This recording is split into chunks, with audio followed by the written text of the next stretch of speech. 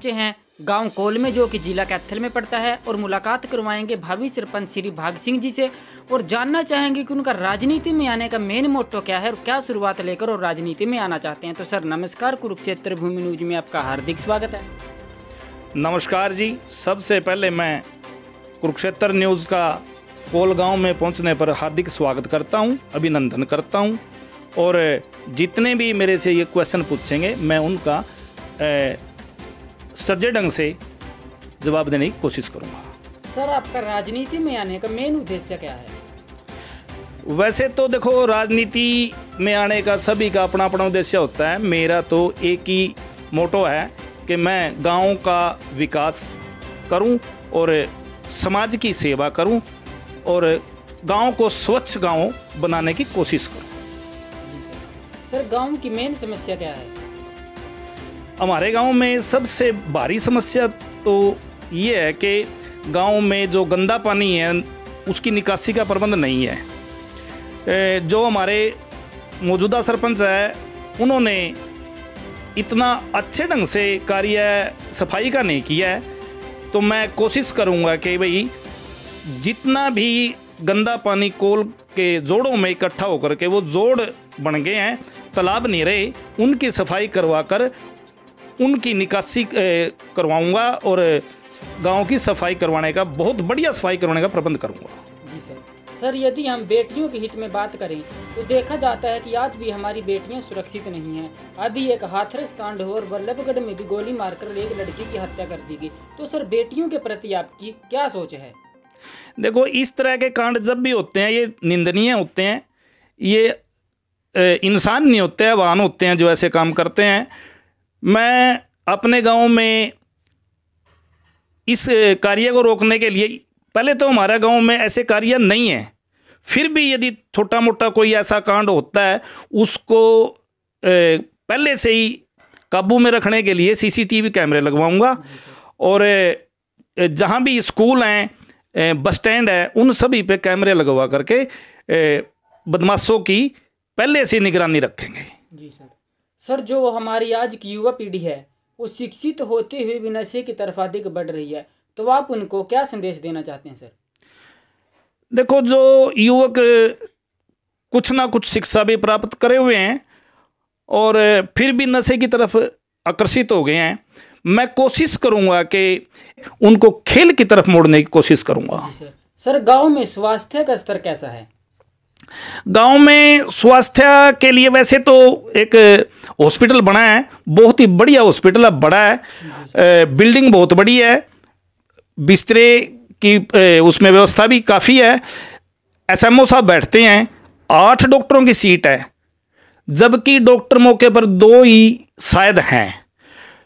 मैं कोशिश करूंगा कि 8 के 8 डॉक्टरों का यहाँ प्रशासन से मिल करके, डीसी साहब से कह करके, अपने गांव की तरफ से रेजोल्यूशन डलवाकर, पंचायत का रेजोल्यूशन डलवाकर उनसे अपील करूंगा कि मेरे गांव में पूरे डॉक्टरों की टीम है, जो जितनी पोस्टें हैं सभी भरी जाएं और इमरजेंसी का प्रबंध करवाऊंगा। जी सर।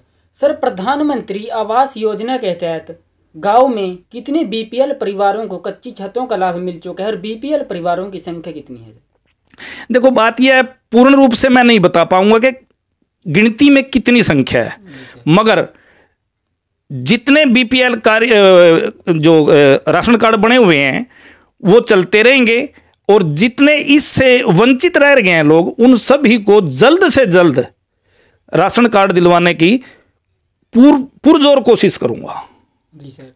सर यदि गांव की जनता आपको अपना प्रतिनिधि चुन लेती है तो आप गांव के विकास के लिए क्या क्या कार्य करेंगे सर? गांव के विकास के लिए सबसे पहले तो ये है कि यदि सिलाई सेंटर के तहत जितनी भी महिलाएं सिलाई सेंटर में आएंगी, मैं उनको पंचायत की तरफ से फ्री में मशीनें दिलवाने की कोशिश करूंगा, प्रशासन से मिलकर उनसे सहयोग लेकर के।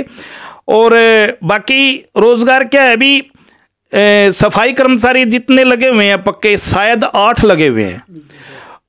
8 कर्मचारियों से हमारे गांव की सफाई नहीं हो पाती। गांव बड़ा है, लगभग 10,000 वोटों का गांव है, उसकी सफाई नहीं हो पाती। मैं कोशिश करूंगा प्रशासन से मिलकर के इनकी संख्या बढ़वाऊंगा और कुछ कच्चे लगवाऊंगा, कुछ पक्के लगवाऊंगा और गांव की पुरजोर सफाई करवाऊंगा।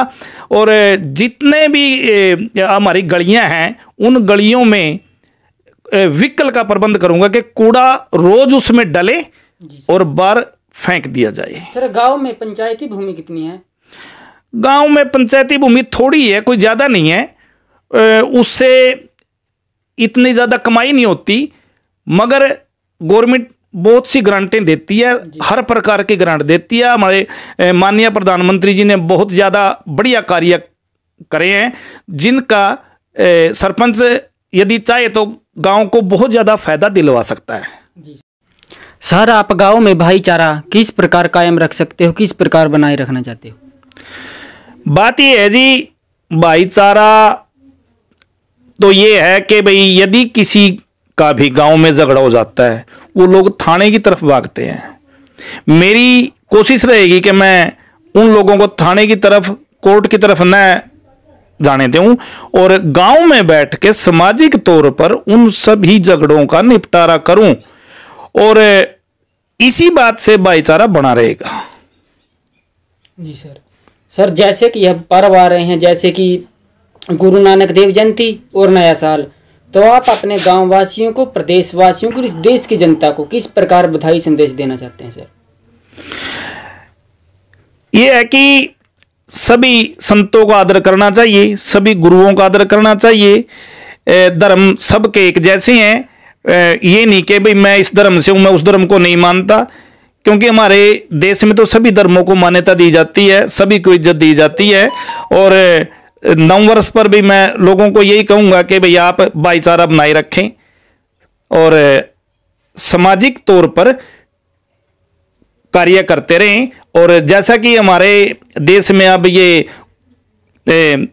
इसकी कोरोना की बीमारी जो चली हुई है, इसके लिए जो गवर्नमेंट ने हिदायतें दे रखी हैं उनका यूज करें, मास्क लगा के रखें और सामाजिक दूरी बनाए रखें।